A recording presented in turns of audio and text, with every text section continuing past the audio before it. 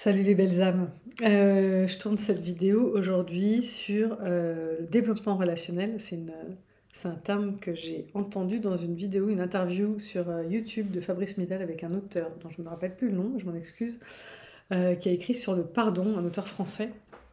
Donc, peut-être qu'il y en a qui reconnaîtront et qui pourront mettre son nom dans les commentaires.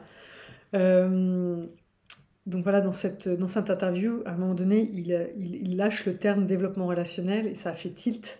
Donc j'avais envie de... Voilà, ça a fait tilt et évidemment, voilà, c'est vraiment dans la suite logique de la vidéo précédente sur les âmes jumelles et les flammes jumelles, les différents liens d'âme que nous pouvons avoir parce qu'on est pile dans le thème en fait, hein.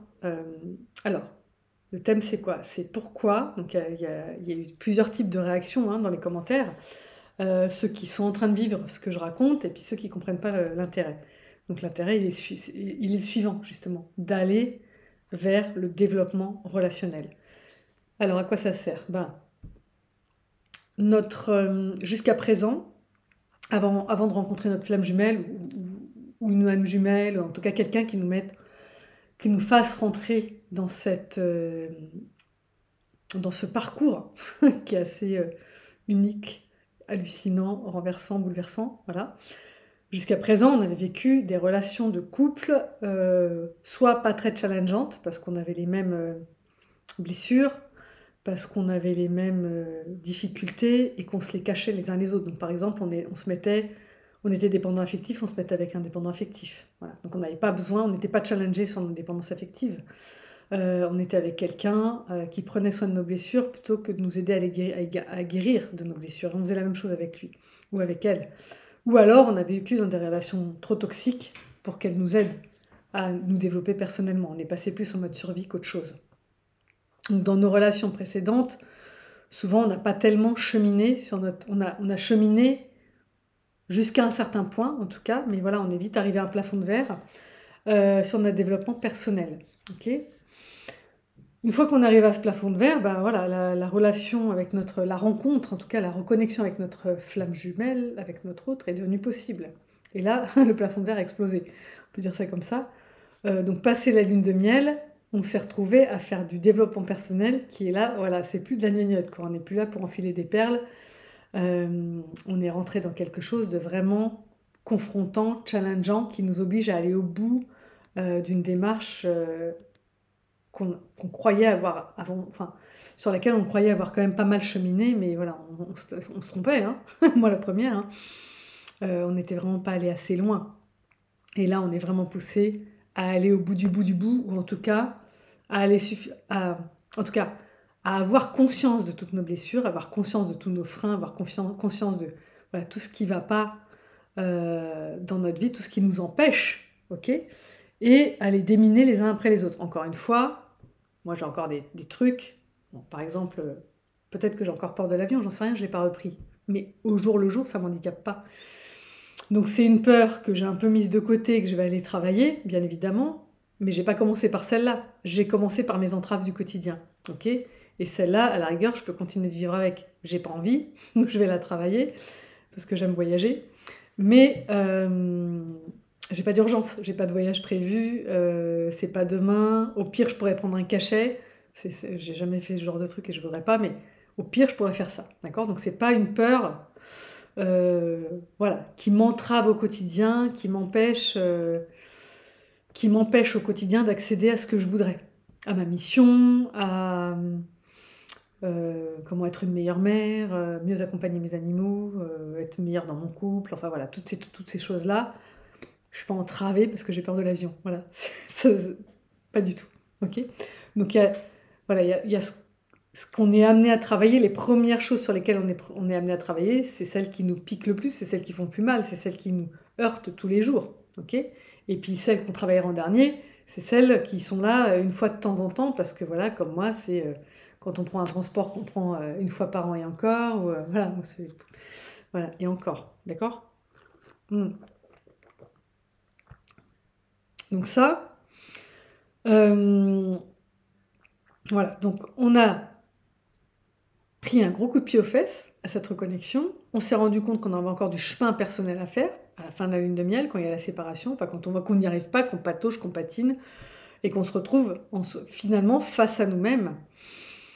Et que là, on se dit, voilà, je ne peux pas rester comme ça, je ne peux pas rester avec ces niveaux de souffrance, je peux pas rester, on ne peut pas rester là-dedans. Donc, on travaille pour en sortir. Ok. Et une fois qu'on a suffisamment avancé sur ce développement personnel, hein, qui est parti en exponentiel à la reconnexion, alors devient possible le développement relationnel, qui est aussi challengeant. Voilà. On a avancé jusqu'où on pouvait seul, mais à un moment donné, il y a des choses auxquelles on ne peut pas accéder seul, parce que la relation, c'est ce qui caractérise le vivant en fait. Hein. On est tous en relation. Les études ont montré, j'ai pas le bouquin là, mais les arbres sont en relation les uns avec les autres, avec les champignons, avec tout le vivant est en relation. On est tous connectés les uns aux autres. Les micro-organismes, on est connecté avec les micro-organismes, on en porte plein sur soi. Il y en a plein dans la terre qui nous permet de faire croître la nourriture qu'on va manger. Donc, on est tous reliés. Okay, donc, le développement relationnel, c'est essentiel. Et c'est pour ça que je le partage dans la vidéo précédente, quand les deux flammes jumelles, les deux polarités du couple, en sont pas au même endroit dans leur développement, quand il y en a eu un qui a cavalé et qui a réussi à atteindre un certain niveau de développement personnel, que l'autre a cavalé aussi, mais qui bute sur une peur, peut-être à la fin, et qu'il a vraiment du mal à la dépasser, et que ça va lui prendre plusieurs mois, peut-être plusieurs semaines, plusieurs mois. Parfois, voilà, l'autre polarité est invitée à vivre une autre relation en attendant. Okay, et quand je dis en attendant, attention, hein, c'est pas, on va profiter de personne. En général, c'est des relations élevées, donc tout le monde est au clair avec ce qui se passe. Okay, c'est des relations dans lesquelles on peut communiquer. Parfois, c'est une relation avec une âme jumelle qui est une autre flamme jumelle de l'autre côté. Donc on peut se parler des choses. D'accord ? C'est important de le comprendre. Et donc quand on fait ça, donc quand on vit cette relation, pourquoi ? À quoi ça sert ? Mais parce que dans notre développement personnel, par exemple, souvent on a vraiment rencontré le divin, ce qu'on n'avait pas fait avant. On a une relation avec le divin. Okay, donc quand on va cheminer en couple, ça va nous aider dans toutes nos histoires, que ce soit en termes en tant que parents, en tant qu'amis, en tant que, je ne sais même pas comment dire, en tant qu'être en relation avec le divin, ça va jouer sur toutes nos relations en fait. Hein. D'ailleurs, toutes nos relations changent, c'est pas pour rien, parce qu'on est dans ce développement relationnel. Donc nos relations héritées d'avant, parfois on ne peut pas les continuer. On peut continuer d'aimer les gens à distance, mais on ne peut pas les continuer, parce qu'elles sont le reflet de notre nous d'avant, avec notre ego d'avant, nos blessures d'avant, nos peurs d'avant. Et parfois, ces relations-là, elles n'arrivent pas à nous suivre dans notre développement. C'est pas grave. Sauf que, donc on peut continuer d'aimer les gens et d'être en relation. Parfois, on peut continuer de les aimer, pas être en relation, parce qu'on était dans des relations où nous, comme on était dans le sacrificiel, on donnait trop, il n'y avait pas de retour, on s'épuisait, on ne s'écoutait pas. Et c'est des relations en fait qui nous font plus de mal que de bien parce qu'elles nous prennent toute notre énergie, elles nous drainent. Alors on peut continuer de les voir, mais une demi-heure pour un café, pas 3 heures. Enfin voilà. En tout cas, on met des limites pour plus laisser bouffer par nos relations comme on le faisait avant, parce qu'on était la dernière roue de notre carrosse et que c'était pas ok. Donc ces relations-là, il y en a qui sont amenées à se fermer, il y en a qui sont amenées à rester ouvertes, il y en a qui nous suivent. Enfin, il y a tous les scénarios possibles. Ok ? Donc chacun fera ce qu'il a à faire dans ses relations. Et il y en a des nouvelles qui arrivent, parfois. Voilà, des nouvelles avec lesquelles on peut vraiment parler de toutes nos dimensions. Voilà, physique, émotionnelle, mentale, spirituelle. Parce que voilà, c'est des relations qui vibrent au même rythme, au même niveau que nous, à l'instant où on est, en tout cas. D'accord ? Et pourquoi le couple, c'est important ? Parce que on est là pour expérimenter l'amour inconditionnel, donc on peut l'expérimenter avec ses enfants, par exemple, mais avec nos enfants, c'est pas le même défi. Voilà, nos enfants, ils sortent de nous, on les aime quoi qu'il arrive, même quand c'est dur, même quand c'est super, voilà, on fait ce qu'on fait, c'est un job, et puis en même temps, c'est pas une relation qui est équilibrée dans le sens où on est le parent, donc évidemment, on est dans la position un peu haute. Notre enfant, on doit lui donner, on doit pouvoir à ses besoins, on doit le soigner, on doit le mettre sur des rails, on est son guide en fait quelque part. C'est pas un alter ego. Ça pourra le devenir quand il sera plus âgé, mais pour l'instant, ça l'est pas. Enfin, mais en tout cas, pour l'instant, ça l'est pas. Ok. Donc, expérimenter l'amour inconditionnel en tant que parent vers un enfant, c'est super. Et d'ailleurs, ça peut nous aider à comprendre le positionnement du divin par rapport à ses enfants, c'est-à-dire nous. Ok. Et pourquoi il choisit, pourquoi il fait pas de préférence, pourquoi ci, pourquoi ça. C'est un autre sujet.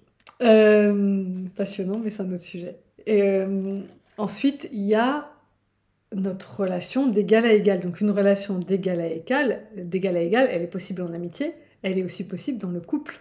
Pourquoi le couple c'est important? Parce que dans le couple, on va dans l'intime de l'intime. Comment on peut aller récupérer dans le fond de ses blessures si on ne va pas dans l'intime de l'intime? Donc là, on va se montrer dans toutes nos dimensions. On va se mettre à poil, et ce ne sera pas qu'avec des guillemets, dans toutes nos dimensions, physique, émotionnelle, mentale, spirituelle, ce qu'on ne va pas faire forcément avec des amis. Ok? On va aller vraiment dans le registre de l'intime, ok? Et c'est là que les résidus de blessure peuvent émerger, ok? C'est dans les interactions. Est-ce qu'on est, pour ceux qui éprouvent de la jalousie par exemple, est-ce qu'on est clean à ce niveau-là? Comment le savoir si on n'est pas en couple? On ne peut pas le savoir si on n'est pas en couple. Où on en est de ce sujet-là. Donc le seul moyen, c'est d'y être. Comment on est dans notre équilibre du donner, du recevoir. Est-ce qu'on va continuer d'être dans le sacrificiel dans le couple? Il n'y a qu'en étant en couple qu'on va le savoir. Est-ce qu'on va être tenté par cette posture? Est-ce qu'on va s'y faire piéger? Est-ce qu'on va en sortir? Est-ce que l'autre va appuyer sur ce bouton-là ou pas? Enfin, on a besoin de vivre tout ça. Voilà, on a besoin de vivre tout ça pour savoir où on en est, pour finir de faire des réglages un peu comme sur une radio, et pour continuer d'ouvrir notre cœur à l'autre, aux autres. Et ce qui me semble, c'est que c'est plus facile, en fait, parce que le but, c'est de finir par aimer toute la création, comme le divin, en fait, hein, on est sur ses traces, ok? Et il me semble que c'est plus facile si on est en couple et que notre cœur s'ouvre en grand. Alors si il s'ouvre en grand et qu'il vibre en grand et qu'il bat en grand, on peut y faire entrer beaucoup de monde. S'il est ouvert un peu plus petit, parce qu'il est ouvert de façon amicale, ou bon, les parents c'est grand aussi, hein. Aimer ses enfants c'est pas rien, mais c'est des enfants, donc ça nous aide à aimer tous les autres enfants, mais ça nous aide pas forcément à aimer les autres adultes, voilà. C'est comme d'avoir un chien, ça nous aide à aimer les chiens, d'avoir un chat, ça nous aide à aimer les chats, puis par extension tous les animaux.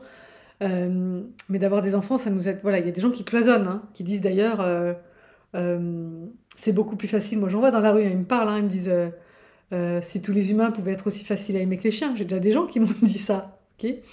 Donc, c'est pas pareil, c'est cloisonné, d'accord. Il y a des gens qui aiment les enfants et qui ont plus de mal à aimer les adultes. Et ce qui se comprend, hein. C'est sûr que d'aimer un gamin de 2 mois, c'est pas difficile. Enfin, pour certaines personnes, c'est plus difficile que pour d'autres, mais moi, je trouve que c'est pas difficile. Aimer quelqu'un qui a 40 ans et qui parle à tort et à travers, qui a un humour douteux, voilà, c'est plus difficile parfois. Donc, être en couple avec quelqu'un de notre âge, ou peu importe, hein, enfin en tout cas un adulte, ça va nous mettre sur cette voie-là, ça va nous permettre de faire vibrer plus large. Nous, on va être accompagnés sur les blessures qui nous restent par cette personne avec qui on est en couple, que ce soit notre autre ou une autre personne, notre flamme jumelle, une âme jumelle, une âme sœur, peu importe. Et nous, on va aussi aider cette autre personne à cheminer sur ses blessures. Et en faisant ça, on va pouvoir en aider d'autres aussi, peut-être après. Ok. Donc c'est une co-aide. Ça nous permet aussi d'être enfin dans un couple où on peut se mettre à poil. C'est-à-dire que comme on a suffisamment cheminé sur notre développement personnel, on arrive à un stade, normalement, où il n'est plus question de cacher quoi que ce soit de nous sous le tapis. Voilà, on se montre entièrement. Toutes nos faiblesses, toutes nos peurs, on peut tout dire. Voilà. Et même si parfois c'est difficile, et même si parfois il y a une ou deux confidences qui vont être difficiles à sortir, on va le faire. On va le faire parce qu'on va être poussé à le faire. Parce que on est guidé aussi. Parce que maintenant, comme on a cette ouverture spirituelle dans notre développement, dans notre phase de développement personnel, on continue d'être guidé dans notre couple, quel qu'il soit, hein, et on va être poussé à ça. Ok. Donc ça, c'est important de le vivre. Donc de vivre le couple, ça nous permet donc de cheminer sur cet amour inconditionnel dans un couple. Ok.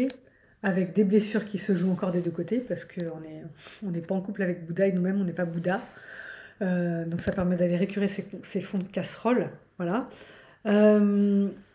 Tac, tac, tac. Et ensuite, qu'est-ce que j'avais d'autre à dire?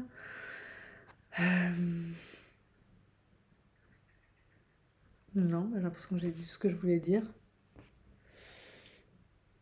Ok.